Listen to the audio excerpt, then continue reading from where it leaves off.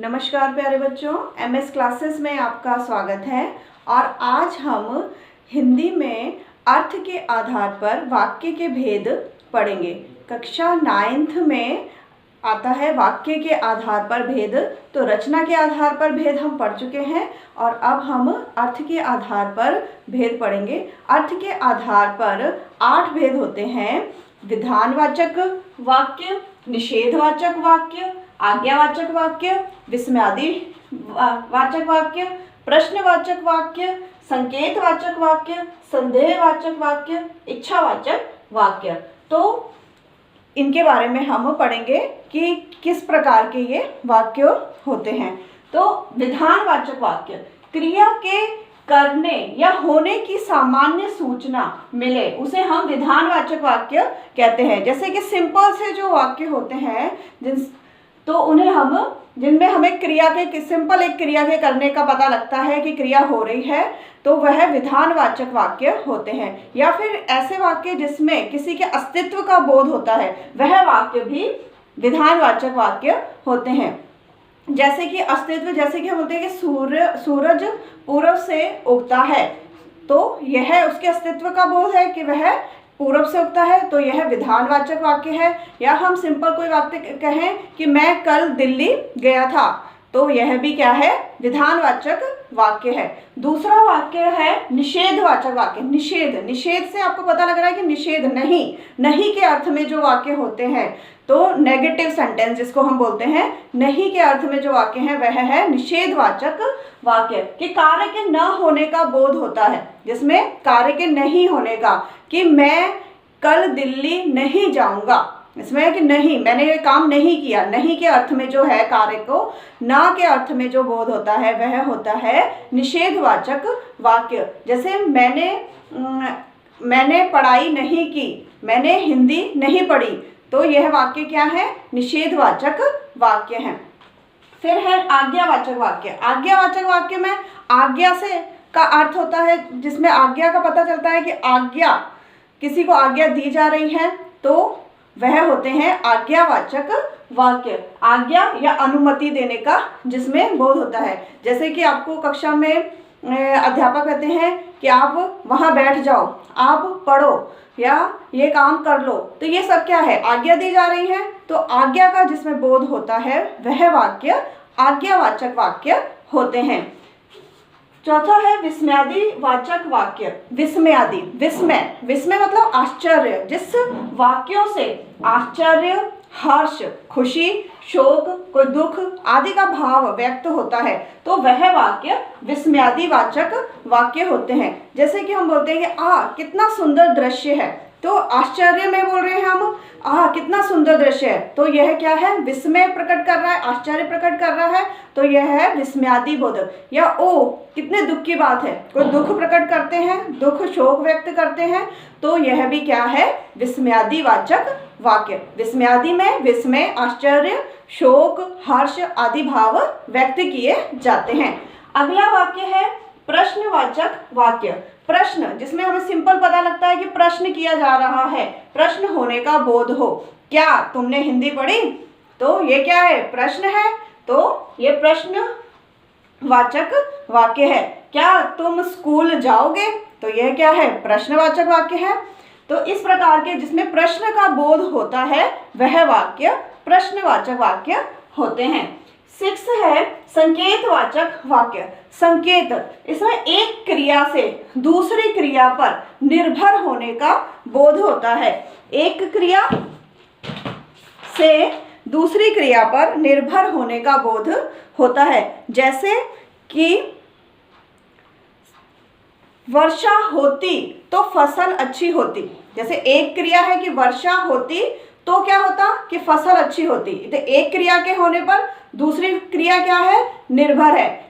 अगर परिश्रम करते तो सफल होते, तो परिश्रम करने के ऊपर दूसरी क्रिया सफल होना उसके ऊपर निर्भर है। तो एक क्रिया के ऊपर जब दूसरी क्रिया निर्भर होती है तो वह होते हैं संकेतवाचक वाक्य। कि संकेत दिया जा रहा है कि ऐसा होता तो ऐसा होता, तो संकेतवाचक वाक्य। फिर है संदेहवाचक वाक्य। संदेह प्रकट होता है, कार्य के होने का संदेह हो या फिर क्या हो, संभावना हो, तो ऐसे वाक्य संदेहवाचक वाक्य होते हैं। जैसे कि हम कोई भी संभावना प्रकट करते हैं कि हो सकता है आज वर्षा हो, आज वर्षा हो सकती है, तो क्या है, संभावना है, उस बात का क्लियर नहीं है, पक्का नहीं है कि होगी, लेकिन हम जब संभावना प्रकट करते हैं तो ऐसे वाक्य संदेहवाचक वाक्य होते हैं। जैसे शायद आज मेरा दोस्त आए, मतलब हमें पक्का नहीं पता लेकिन हम अंदाजा लगा रहे हैं, तो शायद वाले वाक्य, जैसे जब हम शायद में कोई बात की जाती है कि हमें उसका क्लियर बात पता नहीं है, लेकिन हम शायद में जब करते हैं संदेहवाचक वाक्य उन्हें कहते हैं कि कार्य के होने की संभावना हो सकती है, तो वह वाक्य होते हैं संदेहवाचक वाक्य।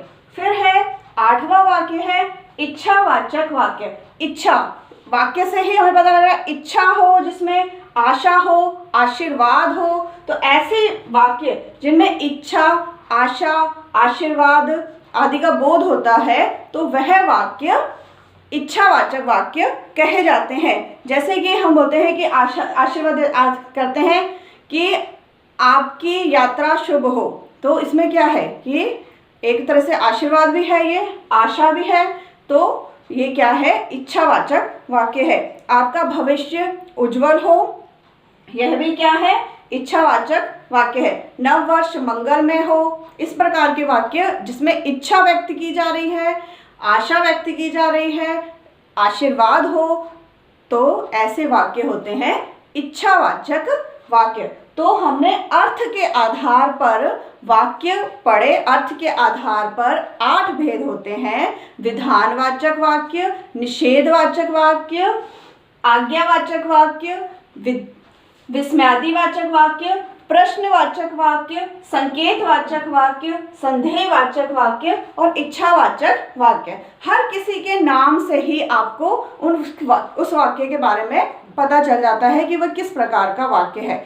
तो आपके बच्चों क्लास में कक्षा 9 में ये है सिलेबस में, और इसमें आता है ये कि चेंज करना इसको, कि आप विधानवाचक वाक्य को निषेधवाचक वाक्य में बदलो, तो आप बदल सकते हो। जैसे कि विधानवाचक वाक्य में है कि वह दिल्ली जाएगा, तो यह है विधानवाचक वाक्य है। जब हम इसको निषेधवाचक वाक्य में आपको बदलने के लिए आता है, तो आप इसको नहीं वाले में बदल दोगे, वह दिल्ली नहीं जाएगा, तो नहीं वाले में हो गया। तो इस प्रकार से आपको चेंज करने के लिए आता है। जब आपको इसके बारे में ज्ञान होगा, ज्ञात होगा कि ये इस प्रकार का वाक्य है, ये अब ये विस्मयादिवाचक वाक्य है, इसको हमने बदलना है प्रश्न वाले वाक्य में, तो आप उसको बदल सकते हो, क्योंकि आपको पता है प्रश्न वाले वाक्य कैसे होते हैं। जैसे कि मान लो विस्मयादिवाचक वाक्य है कि कितना सुंदर दृश्य है, तो आप बोल सकते कितना, तो उसको अंदर आप कितना लगा सकते हो कि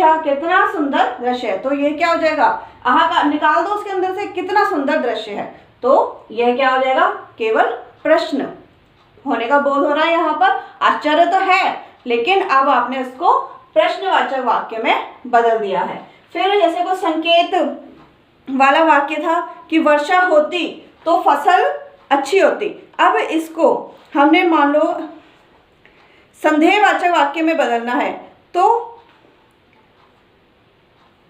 इसको हो सकता है कि आज वर्षा हो, तो हम इसको इस प्रकार से बदल सकते हैं। तो आपके इस प्रकार से इनको बदलने के लिए आता है कि विधानवाचक वाक्य को निषेधवाचक वाक्य में बदलो, निषेधवाचक वाक्य को प्रश्नवाचक वाक्य में बदलो। तो आपको ये, यदि आपको समझ में क्लियर होंगे कि किस प्रकार से किस वाक्य हैं, प्रश्नवाचक वाक्य क्या है, निषेधवाचक वाक्य क्या है, तभी आप बदल सकोगे। तो आपको ये समझ में आ गए होंगे कि 8 भेद हैं और कौन कौन से हैं और किस प्रकार के वाक्य को क्या कहा जाता है। तो धन्यवाद।